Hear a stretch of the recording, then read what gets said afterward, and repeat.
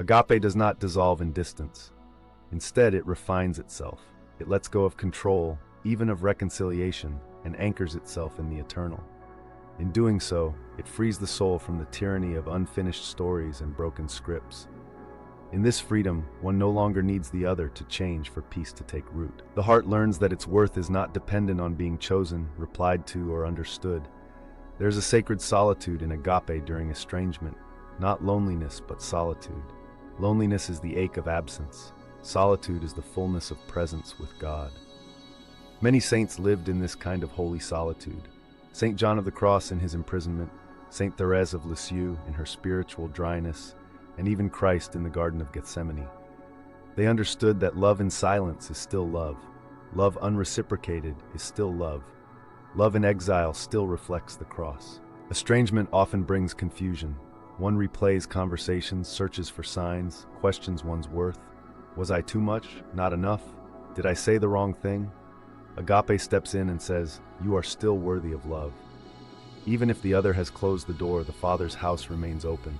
Even if the voice is silent, God still speaks in the quiet.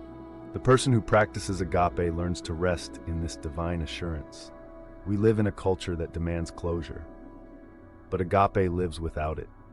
It doesn't rush to mend the story or force the pieces back together. It allows others the space to be where they are, even if that place is far from us. It lets God be the author of restoration, trusting that some stories are mended not in this life, but in eternity. In Catholic spirituality, redemptive suffering is central. Agape in estrangement is a kind of redemptive suffering. It is a participation in the wounds of Christ. One does not have to romanticize pain to recognize its sanctifying potential. Agape allows one to suffer with purpose, to cry without shame, to feel without falling into despair. It transforms pain into offering. St. Francis of Assisi said, "It is in giving that we receive." And sometimes the greatest gift is the love we give with no expectation of return. To write a letter that may never be opened. To offer an apology that may never be accepted. To forgive someone who never seeks it. This is the agony and beauty of agape. Reconciliation, if it comes, is a miracle. But the lack of it is not a failure. Many holy people died in estrangement. Jesus died while his closest friends ran away. Yet his love never wavered. His final words were not of resentment, but of forgiveness and surrender. From a psychological perspective, agape provides profound healing even in estrangement. It allows one to move from obsession to peace. It redirects the longing for the other into a deeper union with God. It teaches the brain to hold two realities at once. I am grieving and I am whole. I am hurting and I am held. Estrangement often reawakens childhood wounds, feelings of abandonment, invisibility, or rejection.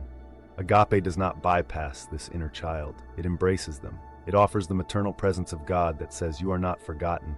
You are seen. You are beloved," even if your parent, sibling, or friend no longer affirms it. In this way, agape becomes a reparenting of the soul. It rewrites the neural pathways carved by rejection with messages of love and permanence. It is not quick, it takes time, but slowly, with patience, one heals. In literature and art, estrangement is often a turning point. In Homer's Odyssey, Odysseus wanders for years, estranged from home, but his love for Penelope sustains him. In Dostoevsky's The Brothers Karamazov, familial estrangement becomes the crucible for spiritual awakening. Agape is the golden thread in all great narratives, the unbreakable bond that survives even the longest absence. In our own lives, we can become characters in a greater story. Agape transforms estrangement into pilgrimage.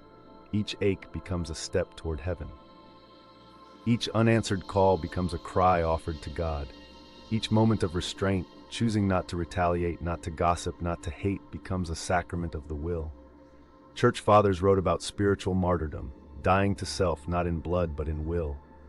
Agape in estrangement is this quiet martyrdom. It is the daily death of pride, the renunciation of control, the refusal to return evil for evil. In this, one becomes more Christ-like, more whole, more free. We cannot force people to stay. We cannot demand understanding, but we can choose to love. This choice sanctifies. It sets us apart. It gives us peace in the storm, and it becomes a witness to the world, a world desperate to know that love does not have to be returned to be real. In the sacrament of the Eucharist, we see the model of agape. Christ offers himself fully, body and blood, soul and divinity, even to those who will not receive him.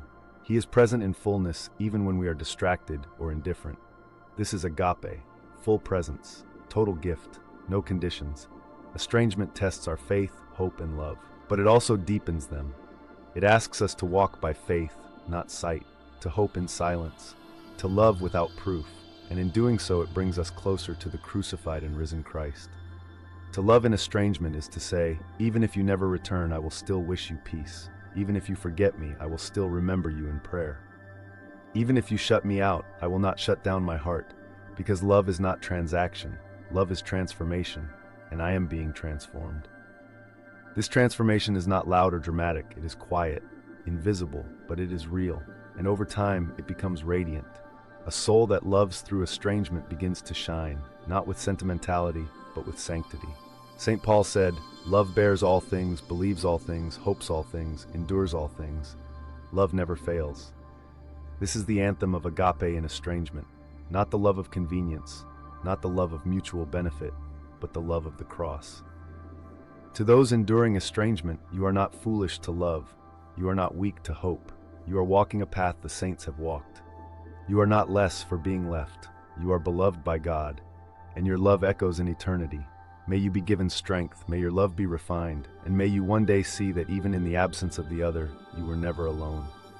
Christ stood with you, love stood with you, and that is enough. Amen.